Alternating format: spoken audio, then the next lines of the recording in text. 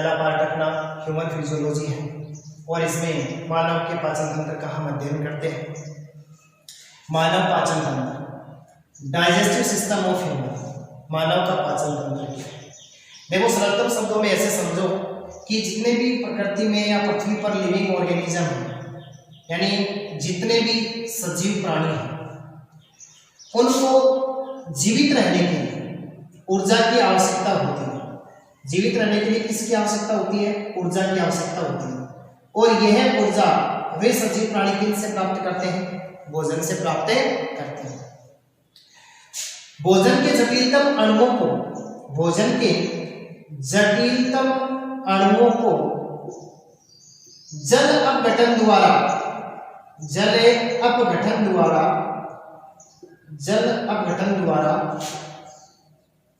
सरलतम अणुओं में, सरलतम अणुओं में जिस तंत्र द्वारा बदला जाता है, जिस तंत्र द्वारा बदला जाता है, जिस तंत्र द्वारा बदला जाता है उसे पाचन तंत्र कहते हैं।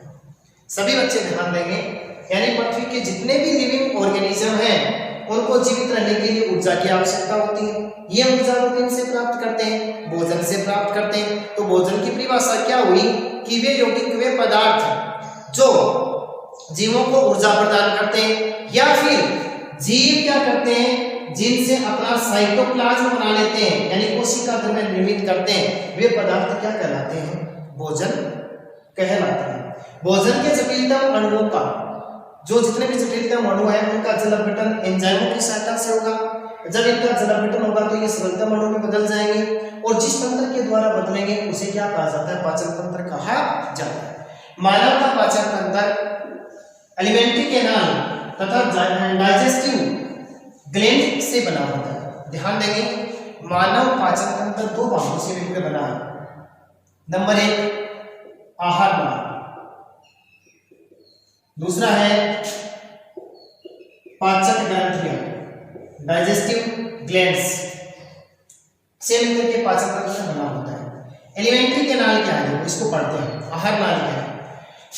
आहार नाल, आहार प्लस नाल, आहार प्लस नाल। आहार का मतलब क्या है? भोजन है। नाल का मतलब क्या है?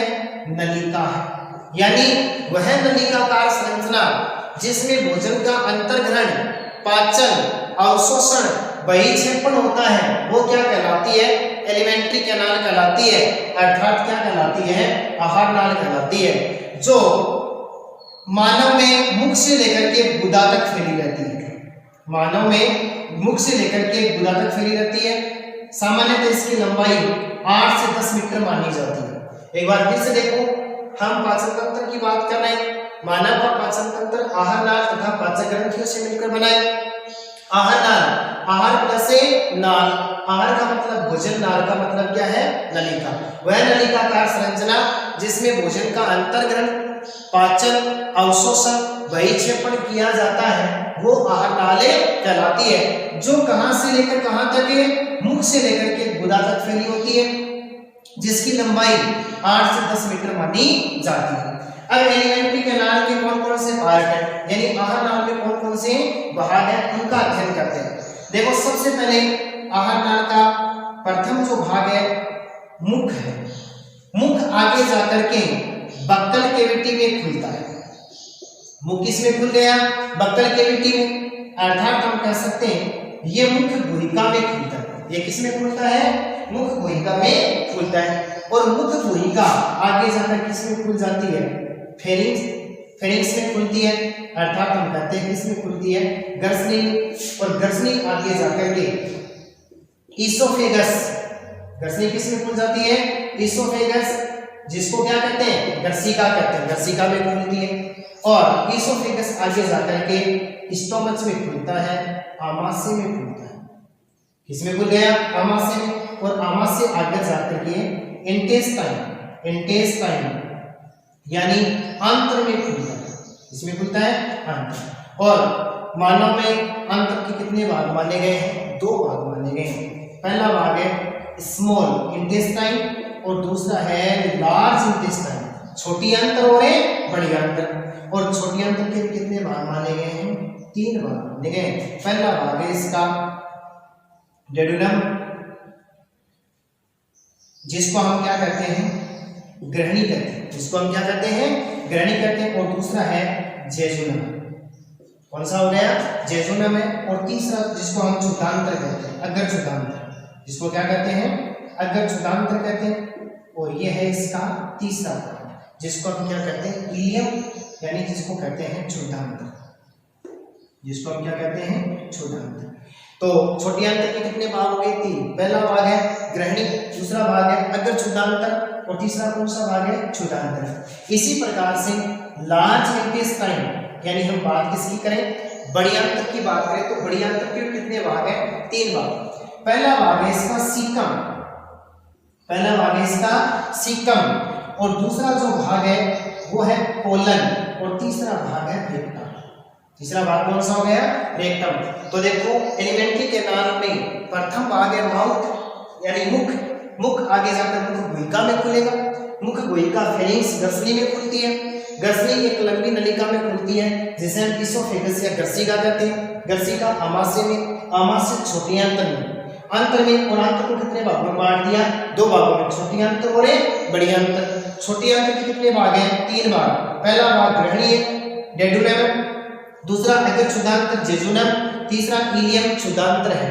इसी प्रकार बड़ी आंत्र को भी 3 भागों में बांटा गया। पहला भाग है सीकम, पहला भाग है सीकम, दूसरा भाग है कोलन और तीसरा भाग है रेक्टम। इसके बाद में इंटेस्टाइन के बाद में एनस, यानी इंटेस्टाइन किसमें खुल जाती है, गुदा में खुलती है। और गुदा क्या काम करता है, एनस स्पोर की सहायता से शरीर से बाहर खुलता है। ये आहार नाल के मुख्य मुख्य भाग है। तो अब हम सबसे पहले किसकी बात करते हैं, मुख की बात करते हैं। मुख किसे कहते हैं, पेशीय होठों से घिरी अर्धचंद्राकार दरारनुमा संरचना मुख कहलाती है।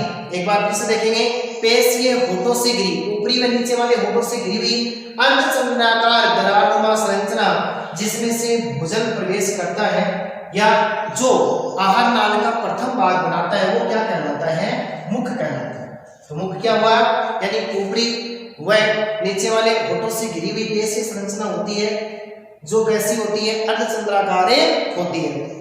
अब ध्यान देंगे, मुख होठों में, समझेंगे, होठों में लेबियल ग्रंथि पाई जाती है।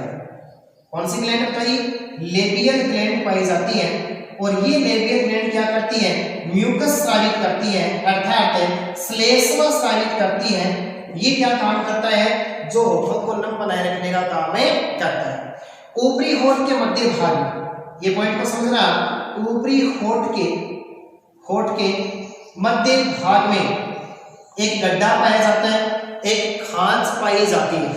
ये वाला जो भाग है, ये जो वाला भाग है, इसको फिल्ट्रॉन बोलते हैं। इसको क्या बोलते हैं, फिल्ट्रॉन बोलते हैं, जो नाक तक फैला रहता है। जो कहां तक फैला रहता है, नाक तक फैला रहता है। तो देखो मुख है, ऊपरी व नीचे वाले होठों से घिरी हुई दरारनुमा संरचना। होठों के अंदर कौन सी ग्लैंड पाई जाती है, लेबियल ग्लैंड पाई जाती है, जो क्या स्रावित करती है, म्यूकस या श्लेष्मा स्रावित करती है। ये म्यूकस क्या करता है, होठों को चिकना व नम बनाए रखने का काम करता है। ऊपरी होठ के मध्य भाग में एक गड्ढा पाया जाता है जिसे फिल्ट्रॉन कहते हैं, और जो कहां तक फैला रहता है, नाक तक फैला रहता है। अब देखो इसके बाद में हम बात करते हैं, यानी मुख आगे जाकर मुख गुहा में खुलता है, यानी मुख जिस नलिका में खुलता है उसे क्या कहते हैं, मुख गुहिका या मुख गुहा कहते हैं। मुख गुहा को 2 भागों में बांटा गया है, ध्यान से समझना।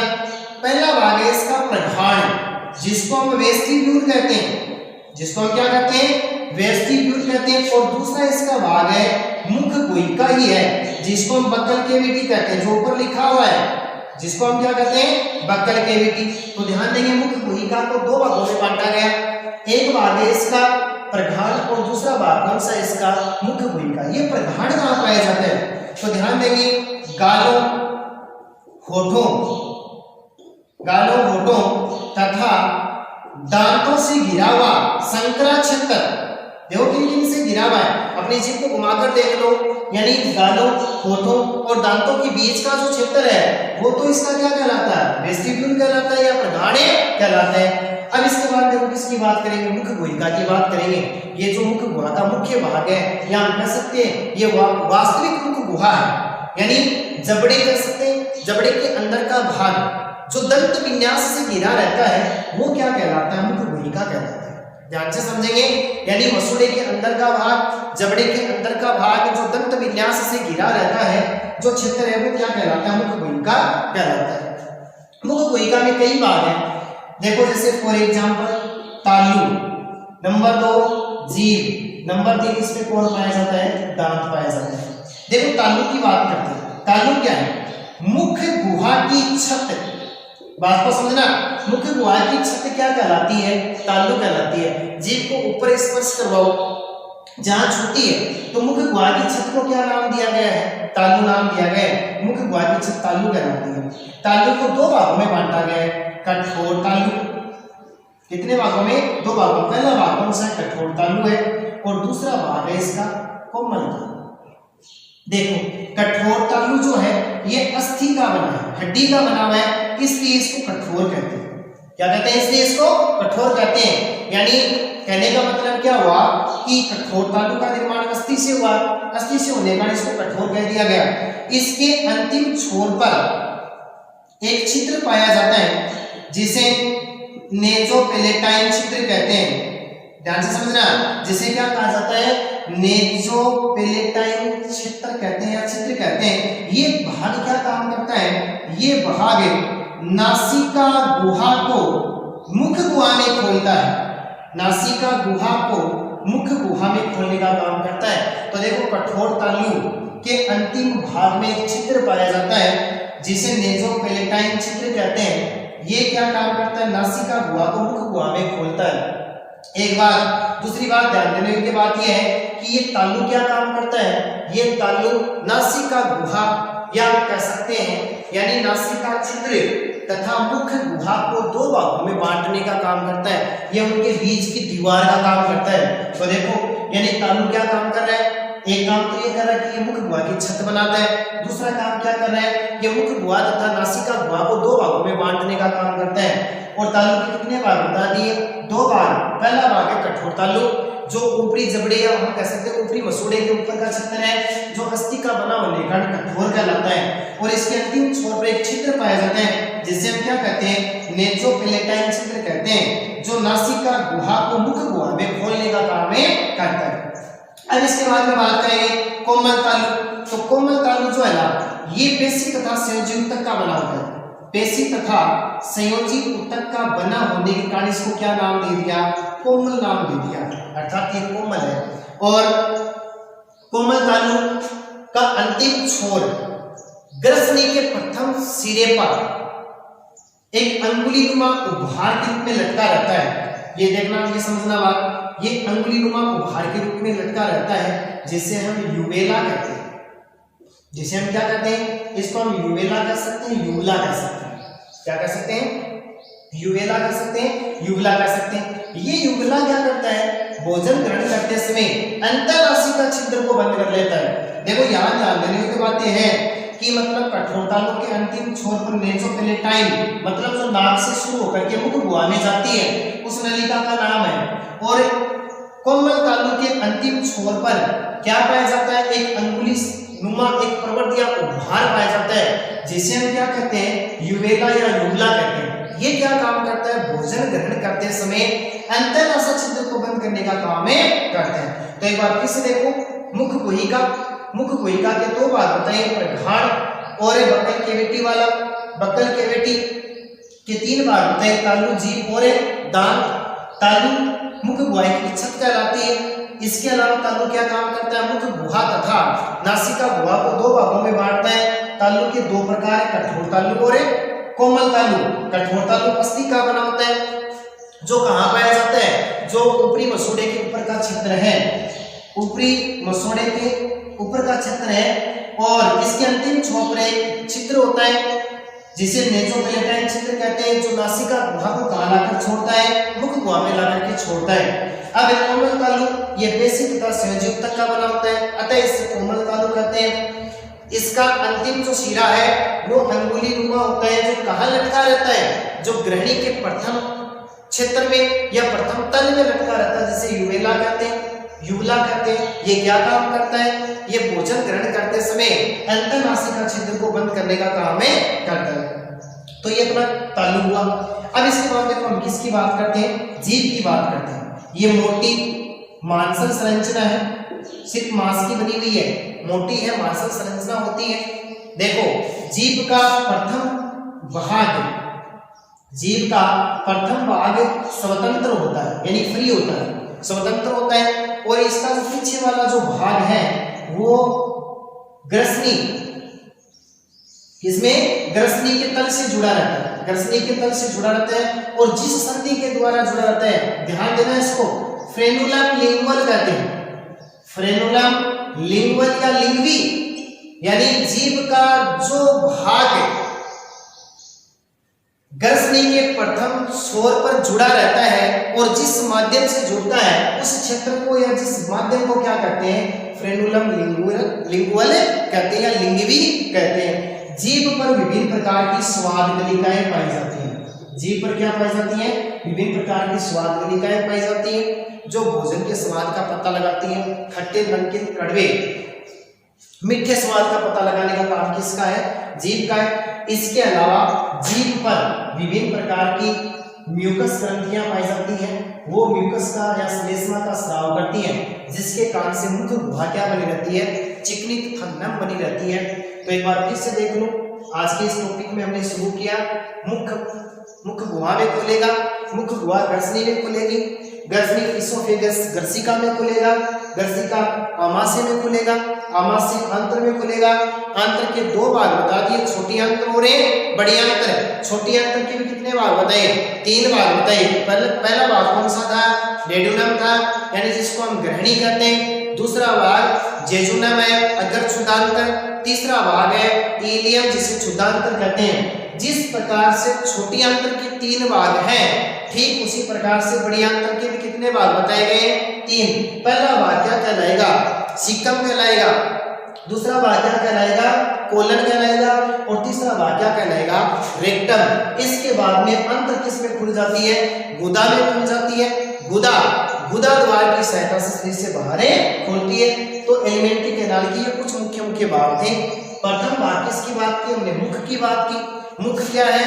ऊपरी व नीचे वाले होठों से घिरी हुई अर्धचंद्राकार दरारनुमा संरचना क्या कहलाती है? मुख कहलाती है, जो भोजन को पकड़। देखो इसमें क्या है?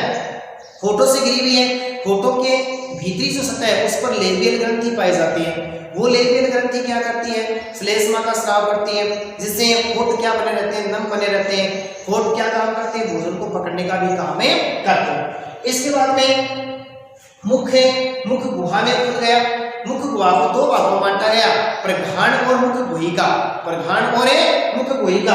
प्रघान किसे कहते हैं? गालों, होठों और दांतों के बीच का क्षेत्र क्या कहलाता है? प्रघान कहलाता है। फिर दूसरा भाग था मुख गुहिका, बगल कैविटी, जिसे वास्तविक गुहिका कहते हैं, जो कहां पर पाई जाती है? जो हम कह सकते हैं जबड़े के अंदर का भाग, या हम कह सकते हैं मसूड़े के अंदर का भाग, जो दंत विन्यास से घिरा रहता है, वो वास्तविक मुख गुहिका कहलाता है। और मुख गुहिका में क्या क्या पाए जाते हैं? तालु पाया जाता है, जीभ और दांत पाए जाते हैं। किसका अध्ययन किया? तालु। तालु क्या है? मुख गुहा की छत क्या कहलाती है? तालु कहलाती है। तालु क्या काम करता है? मुख गुहा तथा नासिका गुहा को 2 भागों में बांटना या उनके बीच भीतर या खांच का काम करने का काम करता है। और तालु के 2 भाग हैं, कठोर तालु और कोमल तालु। कठोर तालु अस्थि का बना होने का कठोर कहलाता है। इसके अंतिम छोर पर एक छिद्र होता है, जिसे नेज़ोपैलेटाइन छिद्र कहते हैं, जो नासिका गुहा को मुख गुहा में खोलने का काम करता है। इसके बाद में कोमल तालु के पेशी तथा संयुक्त का बना होने का कोमल तालु कहलाता है। इसके अंतिम छोर पर एक अंगुलीनुमा उभार या प्रवृत्त पाया जाता है, जिसे यूवेला या यूवला कहते हैं। ये क्या काम करता है? जब हम भोजन करते हैं उस समय अंतरनासिका छिद्र को बंद करने का काम करता है। तो ये अपना क्या हुआ? तालु वाला भाग कंप्लीट हुआ। फिर देखो जीभ, मोटी व मांसल संरचना होती है। मोटी व मांसल संरचना होती है। जीभ का प्रथम भाग स्वतंत्र होता है, अंतिम भाग ग्रहणी के तल में जुड़ा रहता है। जिस संधि के द्वारा जुड़ा रहता है उसे फ्रेनुलम लिंगवी या लिंगुअल कहते हैं। जीभ पर विभिन्न प्रकार के स्वाद गलिकाएं पाई जाती है जो क्या काम करती है, विभिन्न प्रकार के स्वाद का पता लगाती है। मीठे, कड़वे, नमकीन, खट्टे स्वाद का पता जीभ के द्वारा लगाया जाता है। जीभ पर विभिन्न प्रकार की श्लेष्मा या मुख्य ग्रंथियां पाई जाती हैं जो श्लेष्मा का स्राव करती हैं तथा श्लेष्मा का स्राव करने के कारण मुख गुहिका कैसी बनी रहती है, चिकनी तथा नम बनी रहती है। अब इसका तीसरा पार्ट है दांत। तीसरा पार्ट है इसमें दांत। देखो मनुष्य द्विबार दंती है, द्विबार दंती है अर्थात अपने पूरे जीवन काल में 2 बार दांत ग्रहण करता है, इसलिए तो इसको कहा गया है द्विबार दंती। जब इसकी प्रथम अवस्था के जो दांत हैं, प्रथम अवस्था के दांत दूध के दांत कहलाते हैं। समझना इस बात को, प्रथम अवस्था के दांत क्या कहलाते हैं, दूध के दांत कहलाते हैं जो अस्थायी होते हैं। अस्थायी का मतलब क्या है, एक निश्चित आयु के बाद में वो दांत गिर जाते हैं, तो वो प्रथम अवस्था के दांत क्या कहलाते हैं, दूध के दांत कहलाते हैं। जो कैसे होते हैं, अस्थायी दांत होते हैं जिनकी संख्या 20 होती है। नोट करने वाली बात है, यानी दूध के दांतों की संख्या कितनी होती है, 20 होती है। इसके बाद में स्थायी दांत आते हैं, इसके बाद में स्थायी दांत आते हैं जो जीवन पर्यंत रहती है, एक निश्चित आयु तक चलते हैं, जिनकी संख्या 32 होती है। तो ध्यान देने वाली बातें हैं कि मनुष्य दांतों के विन्यास या दांतों की उत्पत्ति के आधार पर द्विबार दंती होता है, यानी अपने पूरे जीवन काल में 2 बार दांत ग्रहण करता है। प्रथम अवस्था के दांत दूध के दांत कहलाते हैं जो अस्थायी होते हैं, जिनकी संख्या कितनी है, 20। अस्थायी दांत के बाद में स्थायी दांत आते हैं जिनकी संख्या कितनी हो जाती है, विकसित मनुष्य के मुख में दांतों की संख्या 32 हो जाती है। देखो इसमें हम बात करें कि दांतों की आकृति के आधार पर, दांतों के आकार व आकृति के आधार पर मनुष्य के मुख में 4 प्रकार के दांत होते हैं, 4 प्रकार के दांत होते हैं, इसलिए इसको हमें विषम दंती भी कहते हैं। मानव को क्या बोला जाता है, विषम दंती। विषम का मतलब अलग अलग हो गया। कौन कौन से दांत हैं, कर्तनक, रदनक, अगच्यवर्णक और च्यवर्णक। यानी मनुष्य के मुख में कितने प्रकार के दांत हो गए, 4 प्रकार के, कर्तनक, रदनक, अगच्यवर्णक और च्यवर्णक। कर्तनक नाम से स्पष्ट है, ये भोजन को काटने का काम करते हैं, भोजन को काटने का काम करते हैं। रदनक भोजन को पीसने, चीरने, फाड़ने का काम करते हैं। अगच्यवर्णक पीसने का, च्यवर्णक जो है पीसने तथा चबाने का काम में करते हैं। अब आपको मैं एक सूत्र बताता हूं, 2102 देखो 2102 बटा 2102 गुणा 2 है। ये दंत विन्यास है, ये दंत विन्यास है, दंत सूत्र है कि मानव में दंत सूत्र क्या होता है। ये ऊपरी मसूड़े के दांत है, ये नीचे वाले मसूड़े के दांत है, इसको 2 से गुणा किया गया है। ये तो शिशु का, बच्चे का दंत सूत्र है 2102 बटा 2102। देखो 2 3 3 2 5, 5 को 2 से मल्टीपल किया 10 और ये नीचे वाले 10 हो गए। अतः हम कह सकते हैं कि बच्चे के मुख में दांत कितने होते हैं, 20 दांत पाए जाते हैं। इसी प्रकार से विकसित मनुष्य के मुख में दंत सूत्र यानी 2123 बटा 2123, इसको हम किससे गुणा करते हैं, 2 से। 2 3 3 2 5, 5 और 3 8, 8 को 2 से गुणा किया 16, 16 ऊपरी मसूड़े के हो गए, 16 नीचे वाले मसूड़े के हो गए। टोटल दांत कितने हो गए, 32। तो ये दंत सूत्र है। आज की क्लास में बस इतना ही। सभी बच्चे इस वीडियो को ध्यान से देखेंगे, जो बात नहीं समझ में आती है वो नीचे कमेंट में लिखेंगे, पूछेंगे, इसको रिवाइज करेंगे, अपनी कॉपी में नोट करेंगे। धन्यवाद।